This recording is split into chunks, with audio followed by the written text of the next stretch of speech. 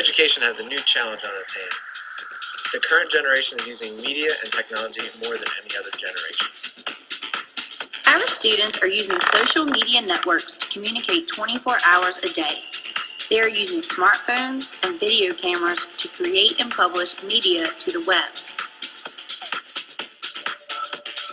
Do you feel that it is hard to reach the students in your classroom?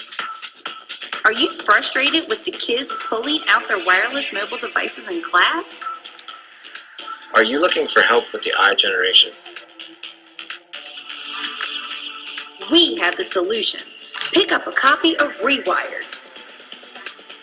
To tell us more about Rewired, here is the author, Dr. Larry Rosen. Why did I write Rewired?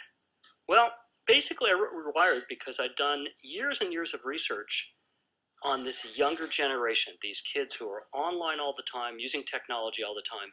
And I wanted to point that out to teachers and educators, parents, administrators, etc., because I think that everybody needs to understand what this new generation's like and why the kind of teaching tools that we're using so far are not going to work.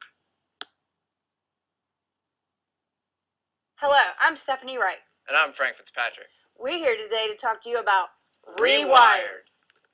I don't know about you, but this book has changed the way that I look at our students.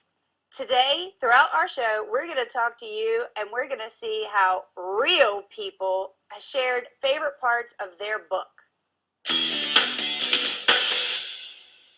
In Chapter 1, we learned that it's not that kids don't want to learn, it's just that they learn differently.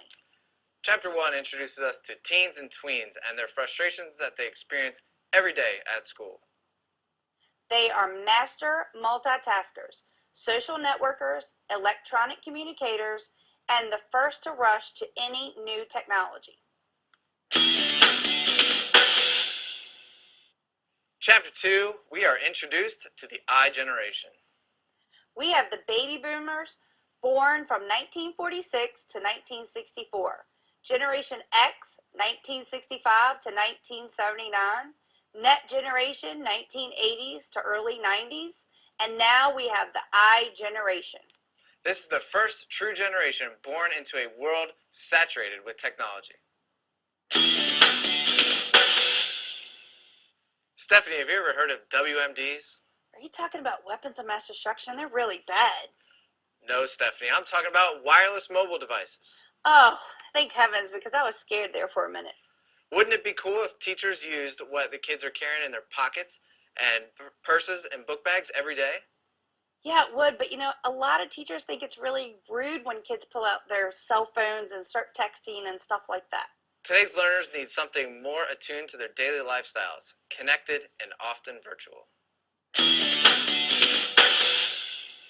Stephanie, how are you at multitasking? I'm actually pretty good at it. That's good. Students these days are bombarded with media. Even TV shows are being produced in a different way. If you were to watch the news, you would see tickers at the bottom and tickers on the side. Generation X and the baby boomers are used to watching the nightly news with one anchor sitting behind a desk. The key is that we can no longer assume that students can be forced to unitask without a loss of attention. Students today want the most real-world learning experiences as possible. No more books and worksheets for them. Worksheets, lectures just aren't cutting it for the iGeneration anymore. Our students want to be active and engaged. And social. Teachers are ready and willing to take educational technology to the next level. Their students are using social networks extensively. This is a perfect match.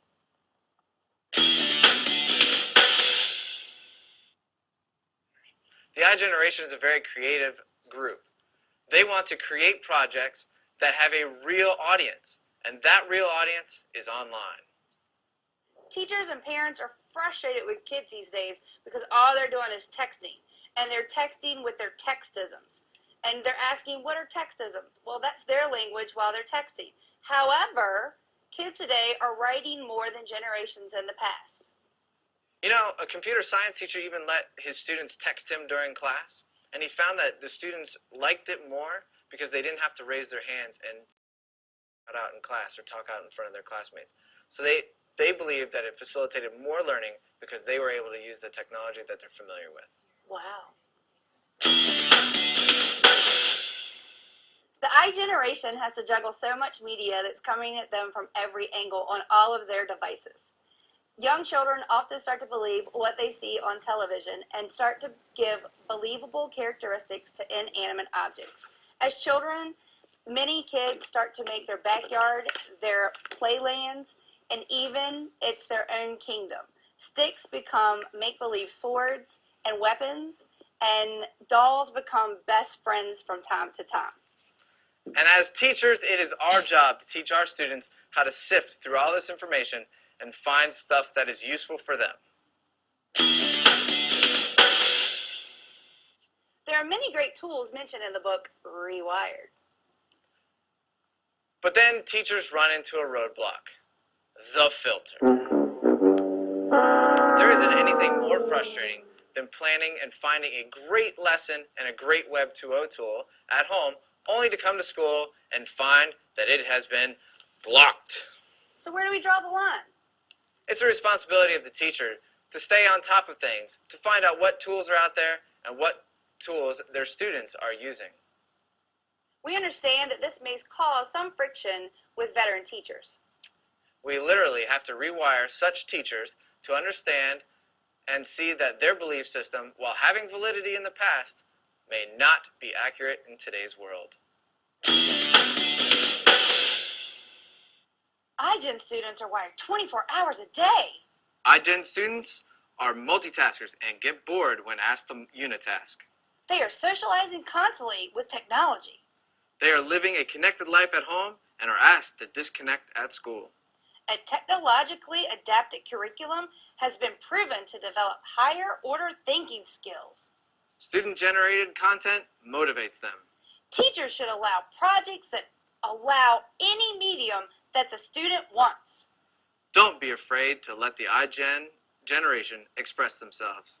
We can no longer ask our children to live in a world where they are immersed in technology in all parts of their lives except when they go to school.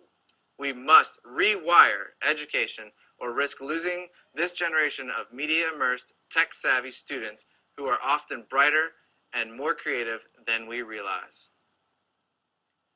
Our next two guests may be the biggest proof that this book has really changed their lives after they've read it.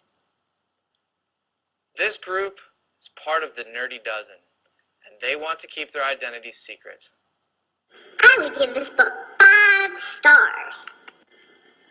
From this book, I learned that students need to be more engaged in their projects and take more ownership, that we need to let them make more choices so that the projects become theirs.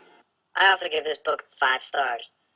What I've learned that it's not up to the students to change or to make the change. It's up to us as teachers and educators and parents to make the change, to make sure that we are giving our students everything that they need to succeed.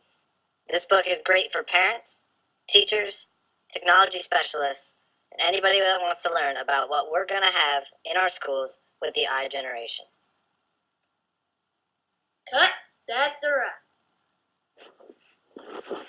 Whew. So glad nobody knew that was us. Thank goodness.